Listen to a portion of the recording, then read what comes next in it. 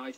I tell you what, let's go to Irina Galushka, who, as I keep saying, has been following the story. We're getting information, she's getting information.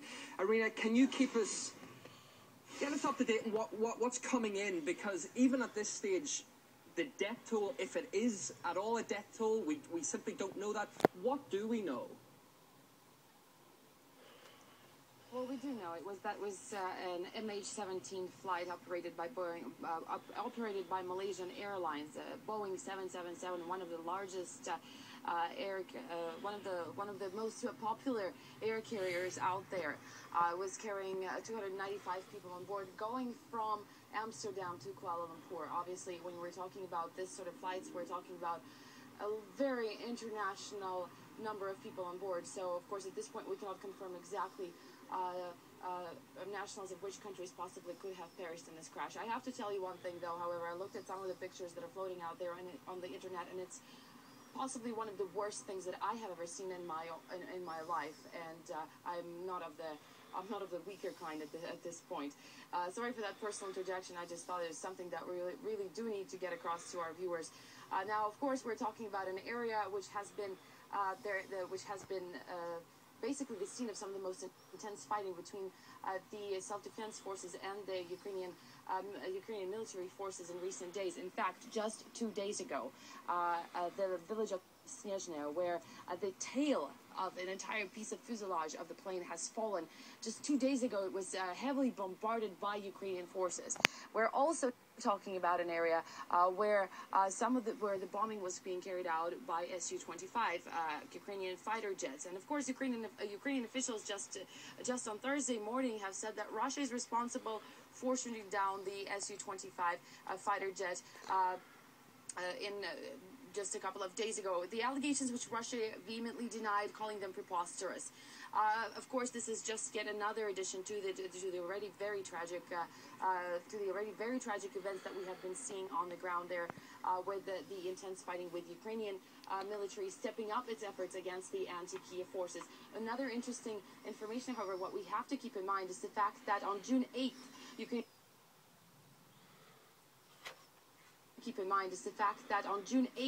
Ukrainian Aviation Agency has closed down the area above the Donetsk and Lugansk regions for any passenger planes flying over the height of 7,900 meters. They said that was for purposes of security, and then they said that they will not reopen it for airlines until the situation in the area stabilizes. It obviously has been getting worse with every passing day. So exactly why, if there is indeed still that regulation from the Ukrainian Aviation Authority in place, why was a plane traveling over that area and at the height of 10,000 kilometers, which is a great height, obviously, is one of the many questions that needs to be answered. Of course, President Poroshenko has denied that the Ukrainian forces have any involvement in it whatsoever. And then, of course, there's also the representatives of the Donetsk People's Republic who are saying that they obviously also have nothing to do with it as well, because they simply do not have the weaponry, the ammunition to shoot down a passenger jet flying that high up in the air. Again, I repeat, 10,000 kilometers, 10,000 meters in the air. So we're talking about a lot of questions, a lot of issues, but it's obviously a very great tragedy in an area which has already seen enough bloodshed in recent months. 33,000 foot, Russia-Ukraine border, and it's a 777. We're going to be coming back to you as well. Just some breaking news coming in as well. We're hearing that President Putin and President Obama have discussed the issue in East Ukraine and have called for an immediate ceasefire. That's the latest news we're having on that. We are hearing that they have discussed the issue. They're calling for an immediate ceasefire so that this tragedy can be dealt with.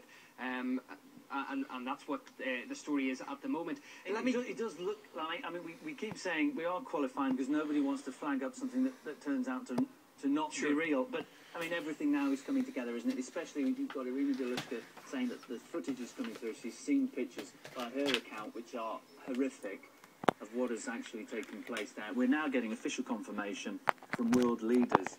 Clearly, they believe that this has taken place. So whilst we don't have the official confirmation, in all intents and purposes, it looks like we're looking like a grand-scale tragedy. And every other piece of information that we're getting in seems to fit the picture.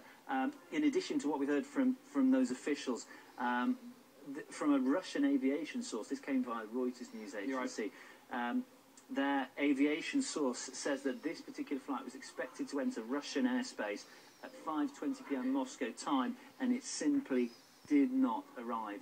So everything that we're getting now is painting a picture of a large-scale tragedy now, very sadly. Some other information just coming in. The Malaysian Defence Ministry has just said that they have no concrete evidence at all of the plane being shot down. So that's something else. That's some more information coming in.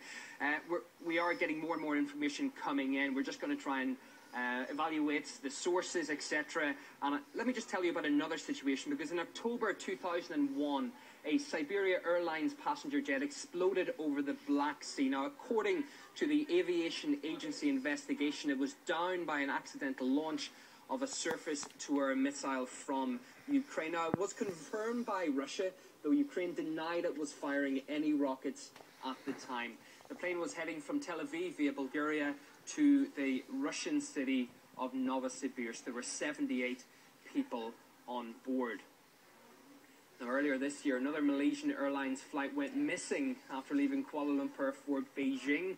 It lost contact with air traffic control on the 8th of March. Now, the company reported the aircraft missing, and a massive worldwide search that I'm sure you saw at the time, and indeed now began for the jet, but no trace has ever been found. The ongoing operation to locate the aircraft, as I say, is currently centred hundreds of kilometres off the eastern coast of Australia, and that's what we were saying a little bit earlier. Just the parallels they're incredible. Of two Malaysian airlines in the space of less than 6 months could have disasters like this, and let's just verify that we do not know as yet what occurred. But Neil, as you said, we are hearing from different world leaders, from the Malaysian Defence Ministry, from aviation experts. It does seem like a major tragedy occurred.